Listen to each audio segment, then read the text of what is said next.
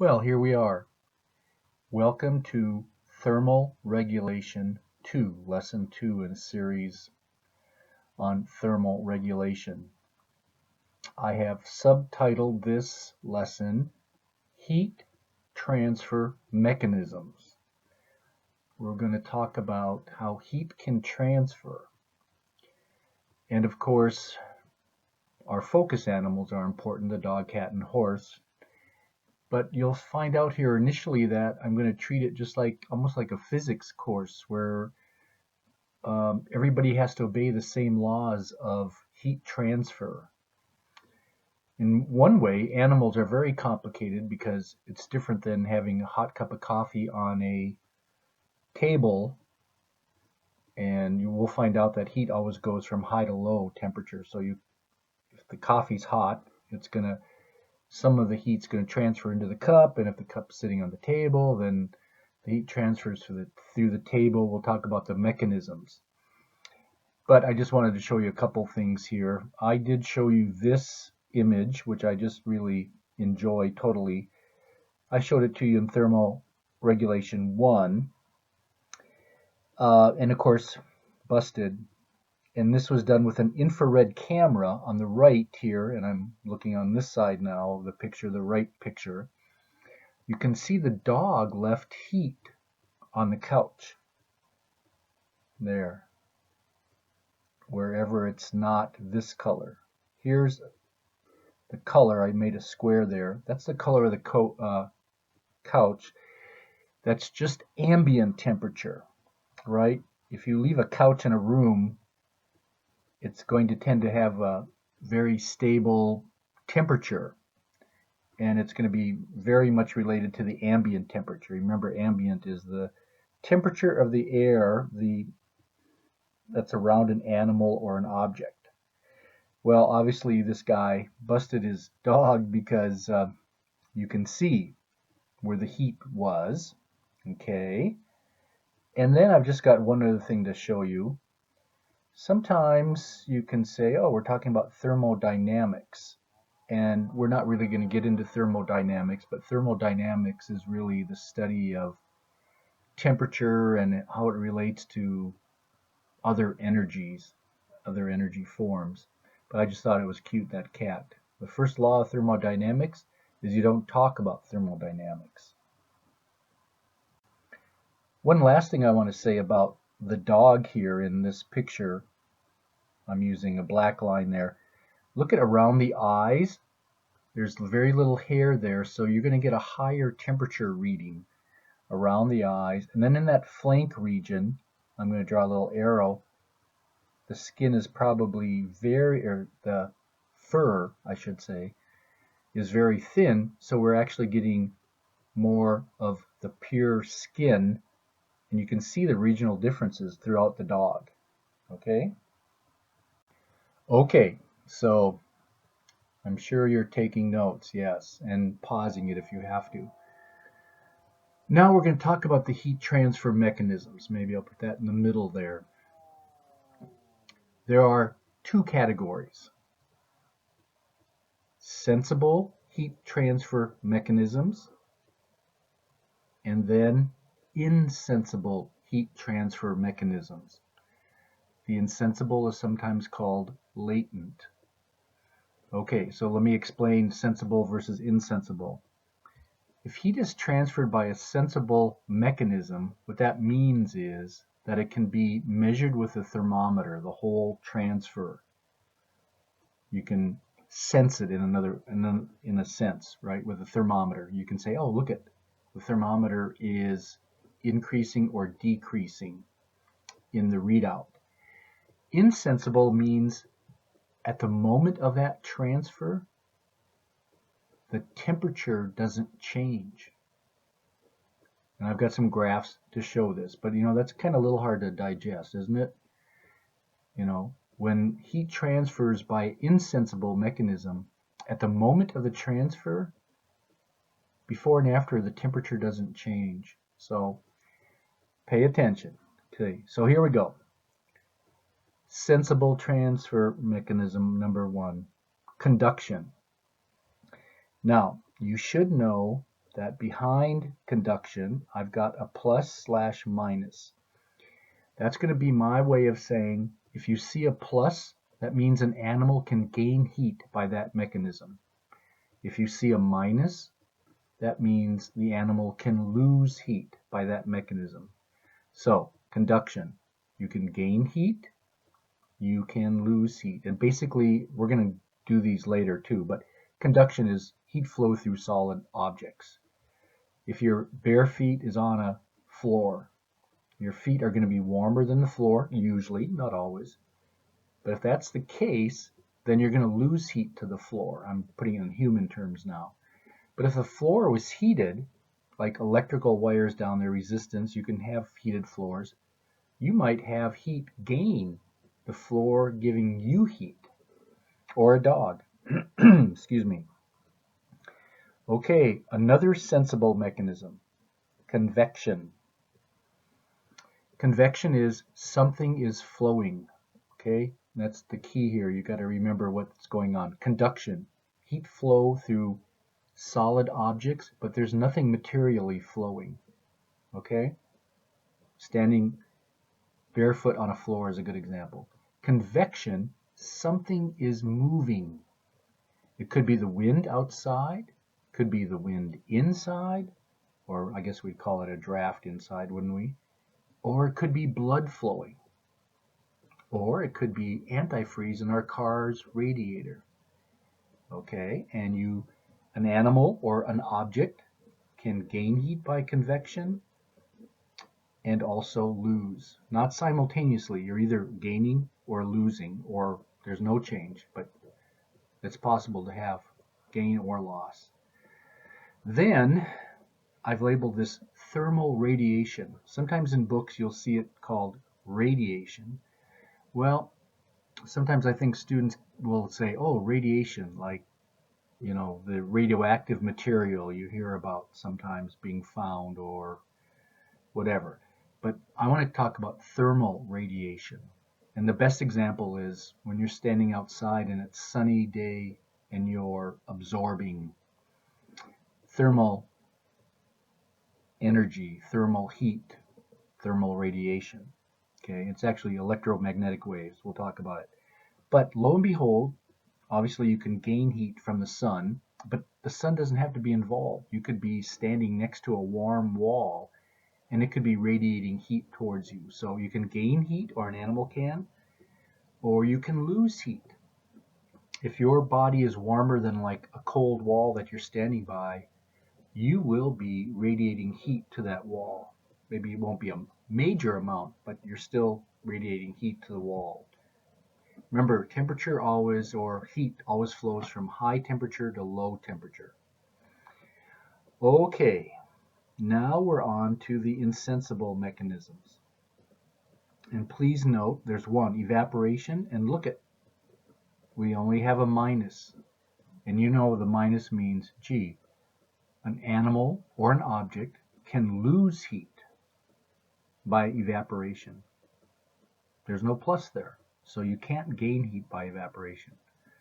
Evaporation is like a dog panting. That moisture in its lungs evaporates, it's a phase change, we'll get into that, and it can lose heat that way.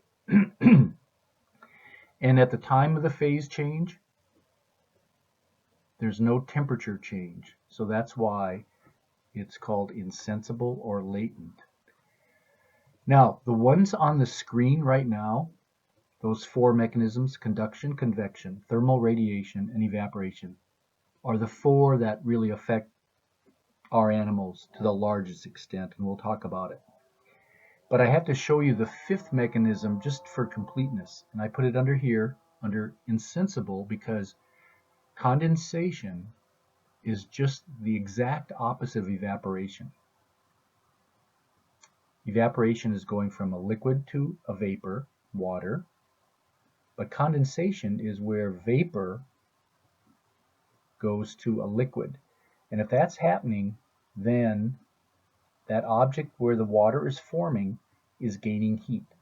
Sometimes you'll see pipes dripping. That's condensation. If you have a cold can of pop, Some people call it soda. I'm not sure what I call it. I don't really drink too much pop or soda. But anyway, if you have a cold can of pop and moisture drops form on it, that is condensation.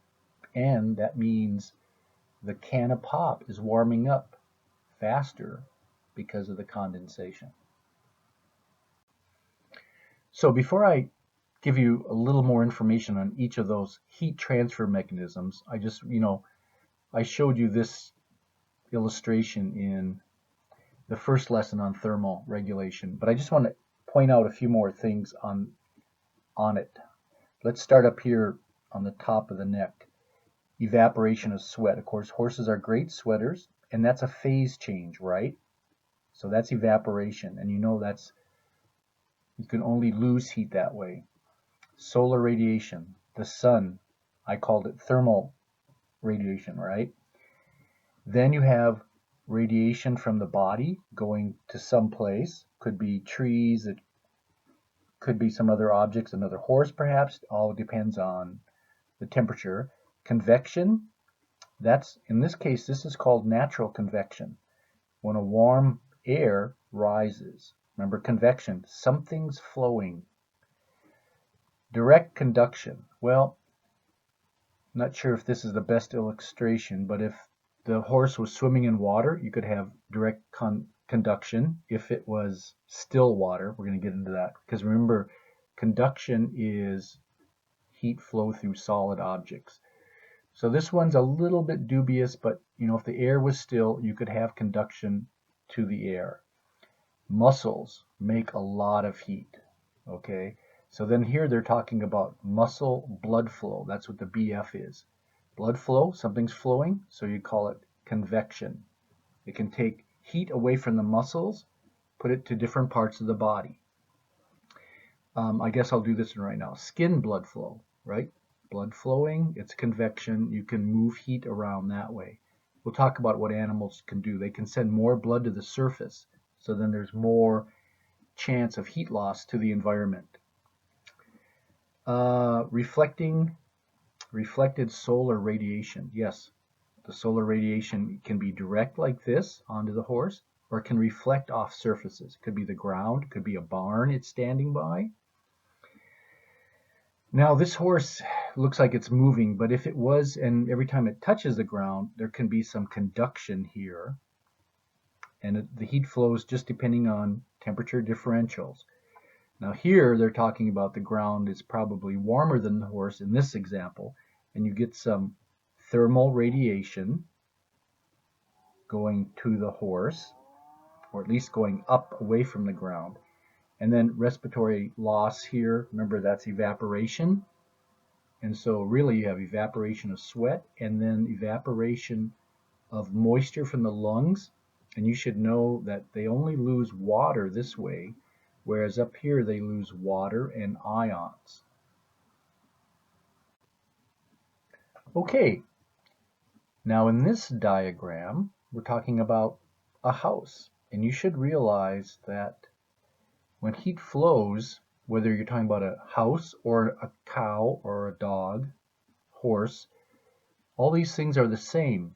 But houses are actually easier to understand because nothing's changing. This thickness of the wall doesn't change. The position of the wall doesn't change. Whereas our animals can do a lot of changes, and we'll be talking about that in subsequent thermal regulation lessons. But here are those three mechanisms, and they've even got it your home loses and gains heat in three ways. Because you remember earlier, all these mechanisms are called sensible, and they all had the plus/minus. Okay, and then they give some examples. Remember convection. Something is moving, something is flowing, and that's their definition, transfer heat by moving air. And when warm air rises, that's called natural convection. Hot air is less dense and it will go up. Okay, and then when that warm air gets to the ceiling, in this case, it's going to transfer some heat to the ceiling. But convection, something's flowing. Conduction, through a solid material, that's what it says. Okay, heat is transferred from warmer sections of the walls in the ceiling to cooler sections through walls. Thermal radiation, right? Transferred heat in the form of electromagnetic waves. That could be from the sun, but it also could be from a warm wall to a cooler wall. It still generates electromagnetic waves. So here, let's go through this. Heat is transferred from the roof to the ceiling. Well, here it is. First of all, the sun radiates heat to the roof. It really gets hot up there. Then the solid material is going to be warmed up by this, and the heat through the solid material is going to go by conduction. But then on the inner surface here of this attic ceiling, then there's going to be some radiant heat given off. And likewise, when the heat moves through the solid ceiling here, that's going to be by conduction. And then you can heat up the surface, and then it radiates into the room. Over here, convection causes warm air to rise, and the heat is lost that way. Heat is conducted through the ceiling to the attic. And here's where they're making the point. Conducted, that's conduction, right? Through something solid. Okay, heat and hot air rises. Okay, and that's called natural convection. But let's say there was some fan up here in the attic moving air. Then that would be called forced convection. Okay? Another thing maybe to help you understand, sometimes people have a convection oven. Well, a convection oven has a fan inside that's going to be moving the air. If you don't have a fan in there, then it's a regular oven with those heating elements at the bottom. Again, this illustration just reminds us that heat transfer always goes what's called down its concentration gradient. An object has to be warmer than some other object for heat to transfer this way. If they're touching, that would be conduction, right? If they're close, it'd probably be by convection. There's always air moving in rooms, okay? So heat always transfers down from warmer to cooler. And over time, then, these two would reach equilibrium, and they would be the same temperature. Okay, now I want to talk about the insensible mechanisms a little bit. We'll be talking about everything again when we talk about in animals and what animals can do. I want to concentrate on the right part of this figure.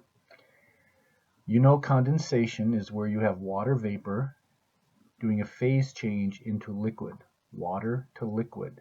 Water, that's a phase change. And the surface that this is occurring is gaining about 600 calories per gram of water condensed.